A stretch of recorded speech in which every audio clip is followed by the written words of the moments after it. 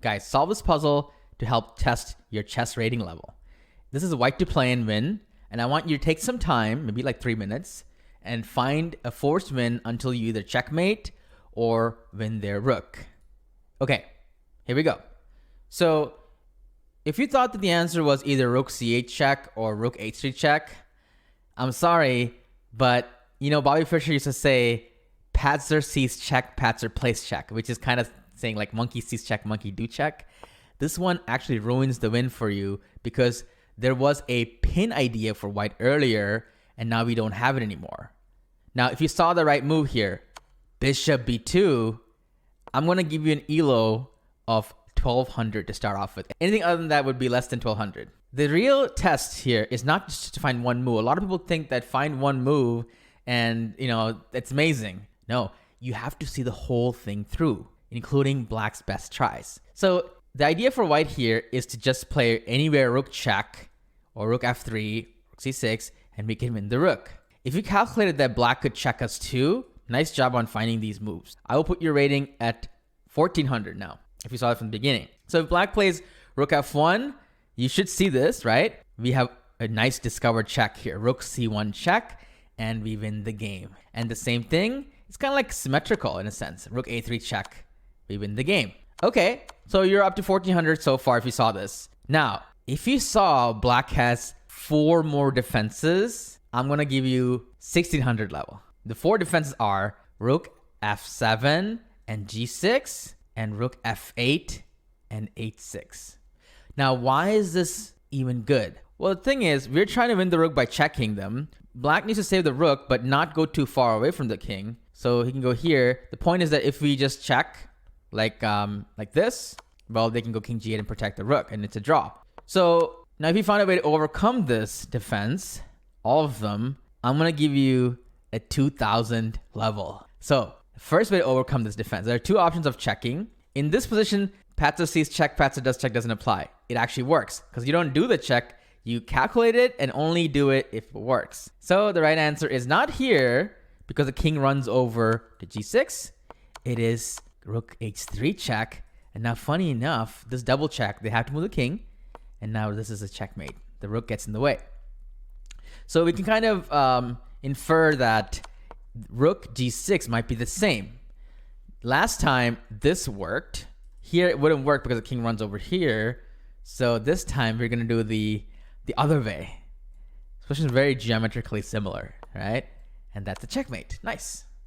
Okay, so we're at 2000 so far. Well, there's 2 other moves, right? Yes. The other moves were rook f8 and rook h6. Let's calculate rook f8. This is more challenging, I think. Yes, way more challenging. Rook f8. Now, we can't just check them like this because he runs over here, or we check them like this. They still run to the same square. Here, we need to play something that puts them in a zugzwang. So we got to go rook c7, covering all these squares. The king has to go here. And now, rook g7 check, king h8. Okay, so black's king has no more moves left. And white's rook is covering everything here. And black's rook has moves, but if they go anywhere too far, like check here, we can go here. But it is our turn. So we got to put them in zugzwang. What move can you make here? If you thought it was king b1, I'm sorry, there's a check for black, and now it's a draw again. It is actually king a2. Why? The only check that they have, we have a counter rook a7. So this rook guards all the checks. And now wherever the rook moves, it's going to be a win for white. Let's also talk about the other variation, rook h6. Very similar, right? So what do you think is going to be here? Rook c7 worked for last time, but here the king has this square coming up. So we got to go rook g3, check. King has to go here. Now we can kind of see the same thing. You can recycle the ideas. That's one of the great things about calculation is recycling the same lines. Rook g7 here. And now there's a difference, right? So last time it was king a2, but here our rook's over, this rook's over here. So if you go king a2, it's a blunder. Can you guys see why? If you see why, I'm already putting you up at a 2200 level. is rook a6 check, king b1. Can you see the whole thing? Rook a1 check. King here, rook c1 check. If you take it to draw, here, rook c3 check, ring around the rosy. And if you go here, maybe even another sacrifice, and now white has to take, and it's a draw. Okay, so we're at 2200 level, right? Let's go back all the way to the beginning. So what will make you even higher than 2200 level? There's one more trick. And if you did it all of it, I would even put it higher than 2400 level. If you could do all of it in like 3 minutes. It's bishop b2, rook here, check, here, check, here. And now remember the Zhuang move. Here's king f2. And now if you saw this move, I'm really impressed because you're really good at finding everything in the position, squeezing the last bit of truth out of the position. It is rook f6, an amazing resource. Really, really amazing.